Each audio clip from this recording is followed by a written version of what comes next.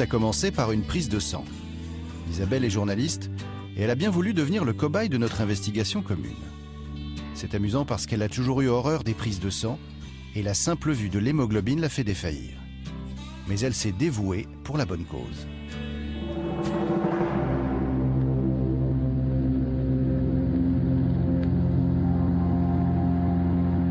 Isabelle mange plutôt sainement.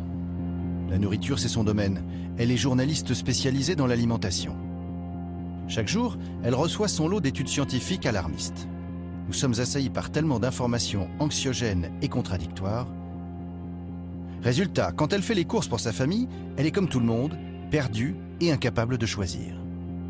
Une belle pomme en dessert? Non, elle est peut-être truffée de pesticides. Pourtant, elle aurait bien croqué dedans. Et ce magnifique pain complet, elle se laisse tenter? Pas sûr. Comment savoir si les aliments qui se cachent derrière ces belles apparences, ces formes voluptueuses, ces couleurs magnifiques, sont toujours bons pour nous? Qu'en est-il? Manger peut-il nuire à notre santé?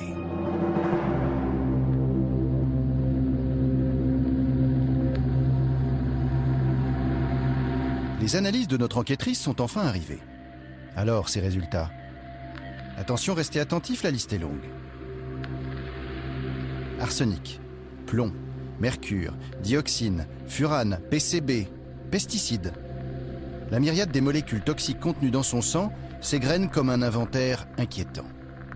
On y trouve de tout, même du DDT, pourtant interdit des années avant sa naissance. Normal ou pas normal?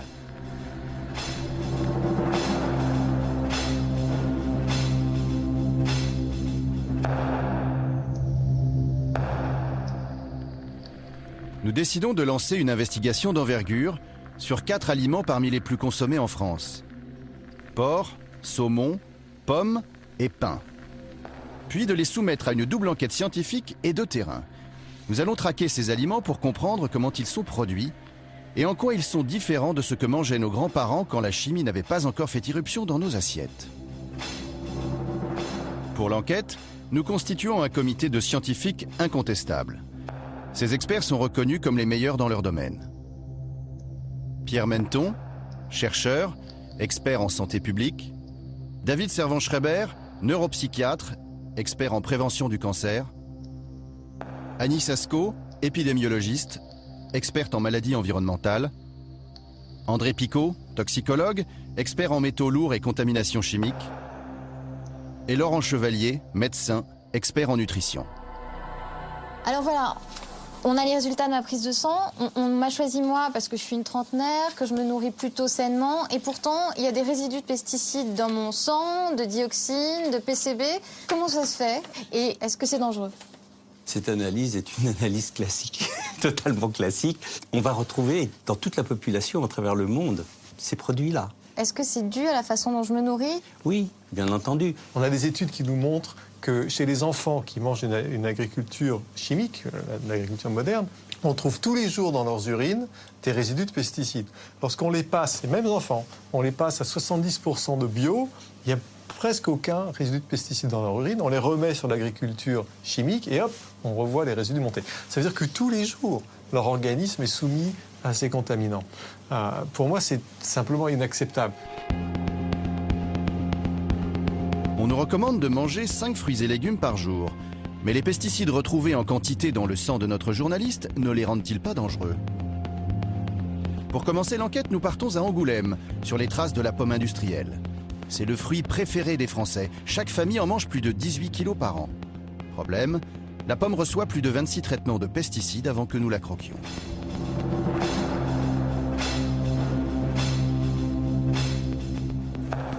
Daniel Sauvêtre est le propriétaire du verger du Tastet.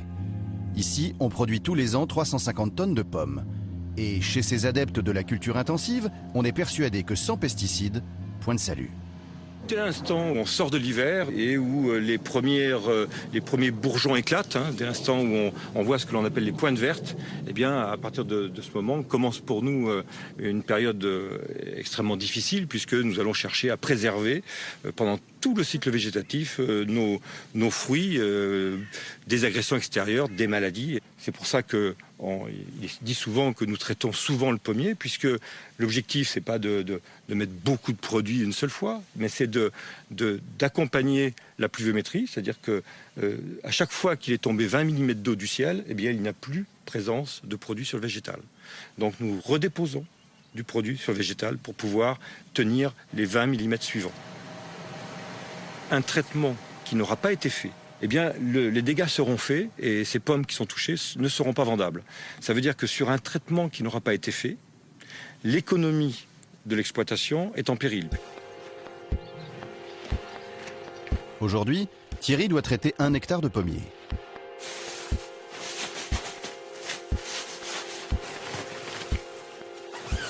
Impossible de manipuler ces pesticides sans revêtir une véritable combinaison de cosmonautes.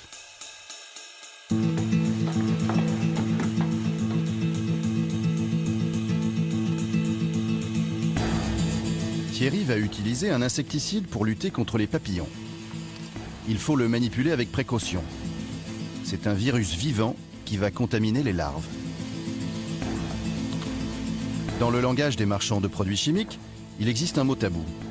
Vous ne le trouverez sur aucun emballage, aucun mode d'emploi, aucune publicité. Et personne ne le prononce jamais. Ce mot, effacé du monde de l'agriculture, c'est le mot pesticide. Il faut dire produit phytosanitaire. Phyto, c'est plus rassurant.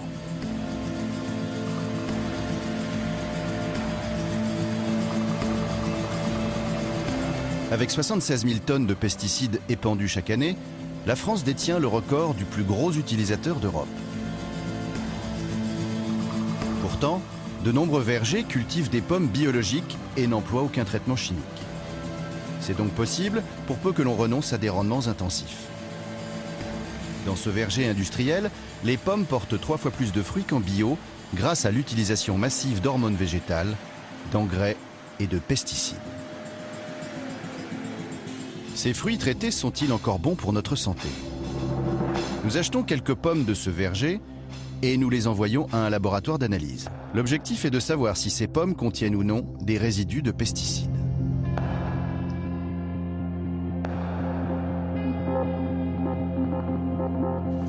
En attendant les résultats, nous rencontrons Jean-Charles Boquet.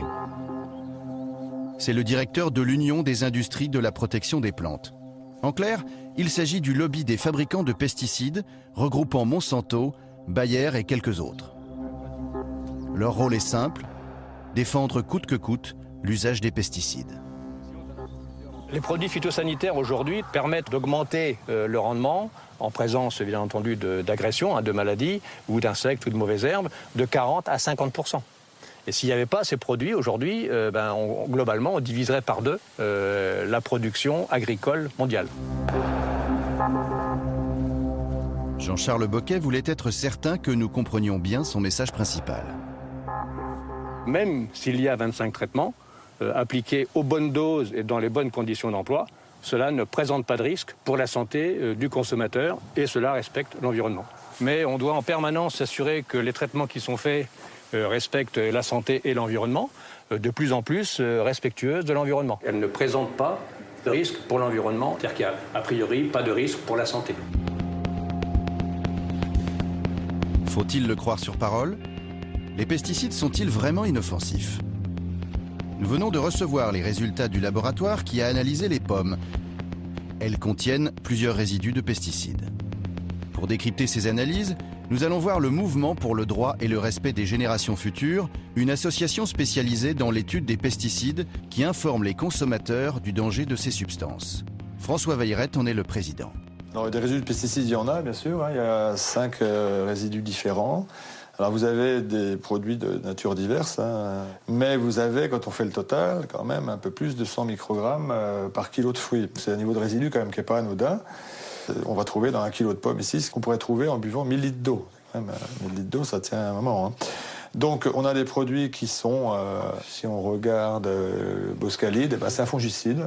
C'est des produits aux États-Unis qui est considéré comme un cancérigène possible. Et puis, vous avez la présence d'un produit, le carbendazime, sous forme de résidu, qui est la plus surprenante, parce que le carbendazime, qui est un fongicide aussi, il n'est plus autorisé en France. Et il a des usages restreints au niveau de l'Europe, et en France, il n'est plus autorisé. Alors je ne sais pas ce qu'il fait là. Une pomme comme ça, on peut croquer dedans sans la peler? Je le ferai pas. C'est un choix personnel qui n'engage que moi. Si la peler, c'est mieux pour enlever les pesticides, mais il y a des études qui ont montré qu'il fallait enlever plusieurs millimètres autour de la pomme pour enlever tous les résidus. Et si vous enlevez 5 à 8 mm de la pomme, vous allez enlever toutes les vitamines. Si la pomme est pas grosse, il ne restera pas grand-chose à manger non plus. Donc, moi, ce que je regrette, encore une fois, c'est que le consommateur ne puisse pas savoir ça. C'est-à-dire, voilà, on devrait avoir les résidus affichés. Ça permettrait au consommateur de choisir. S'il voit 3 pommes en rayon, une avec 2 résidus, une avec 5, une avec 10, avec des niveaux différents, il dit, par précaution, il peut choisir d'acheter celle qui est que 2 résidus. Ou alors, il peut s'en moquer, mais c'est un choix. Alors que là, le consommateur a fait son choix sur l'aspect extérieur, mais pas sur ces données-là, sauf si, comme vous l'avez fait, on fait des analyses qui sont très coûteuses.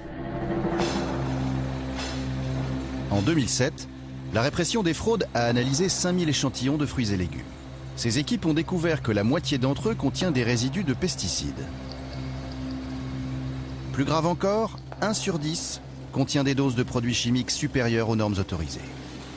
Quand on prend l'assiette lambda d'un consommateur, justement, qui ne mange pas bio, il est exposé à combien de types de résidus par jour, par semaine? Par jour, il y a eu différentes estimations qui ont été faites. Je crois que c'est au moins, de manière raisonnable, 20 à 30 résidus différents à travers tous les repas de la journée, en moyenne. Tous les jours? Tous les jours.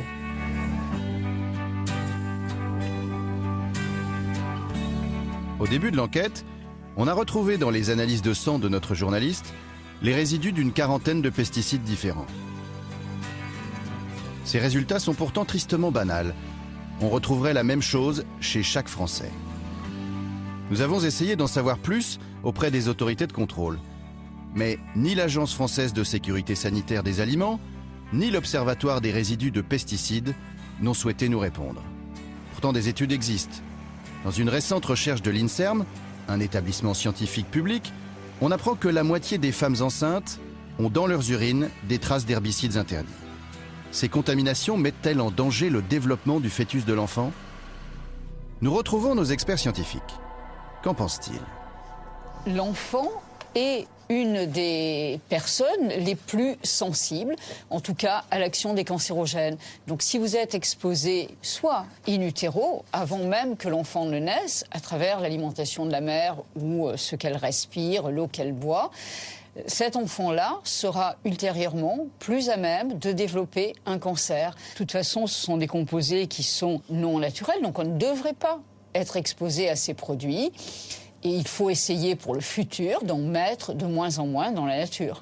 Mais alors, dites-moi, parce que nous, on n'arrête pas de nous dire que finalement, on va vivre beaucoup plus vieux que les générations d'avant, que l'espérance de vie, elle n'arrête pas de croître. Est-ce que c'est encore vrai, ça? Est-ce que nous, on va vivre plus vieux que nos grands-parents? Et est-ce que nos enfants vivront plus vieux que nous? On vit plus vieux, effectivement, pour une raison simple, c'est qu'on a mieux maîtrisé les phénomènes dits microbiologiques, c'est-à-dire les microbes, effectivement. Mais depuis les années 50, je veux dire, on déverse des quantités monstrueuses de produits chimiques dans la nature, à peu près 400 millions de tonnes au niveau de la planète, mais bien entendu, ça a des conséquences. Il faut très vite réguler tout ça. Mais c'est une urgence. C'est une urgence, et c'est une urgence pour les générations futures. Car quand on va s'apercevoir de tous les dégâts sur l'embryon, et on le voit déjà par l'intermédiaire d'un certain nombre de pathologies psychiatriques et de tout un tas d'autres choses, eh bien malheureusement, ça sera un petit peu tard. On a beaucoup d'interrogations, beaucoup d'inquiétudes. Donc l'espérance de vie peut tout à fait s'effondrer. Les agriculteurs sont les plus menacés par les pesticides. D'après l'Organisation mondiale de la santé, plus de 50 millions de travailleurs agricoles en sont victimes chaque année à travers le monde. C'est la preuve que les pesticides peuvent être dangereux pour chacun d'entre nous. Sylvain Médard testait les nouveaux pesticides pour sa coopérative. Il est aujourd'hui devenu un symbole. Atteint d'une myopathie, il est le premier agriculteur reconnu victime professionnelle des pesticides. Pour supporter la douleur, il est en permanence sous de fortes doses de morphine. Les douleurs, ça c'est abominable. Moi, mon gamin, je peux plus le porter, hein, Benjamin. Des fois, il veut monter à bras, il se rend pas compte et il dit non, je peux pas, Benjamin. Et il me fait tomber par terre. Hein. Sylvain Médard travaillait le plus souvent sans protection. Personne ne l'avait jamais mis en garde contre les dangers de ces produits. Et un jour, sa vie a basculé. Et le 12 juillet, qu'est-ce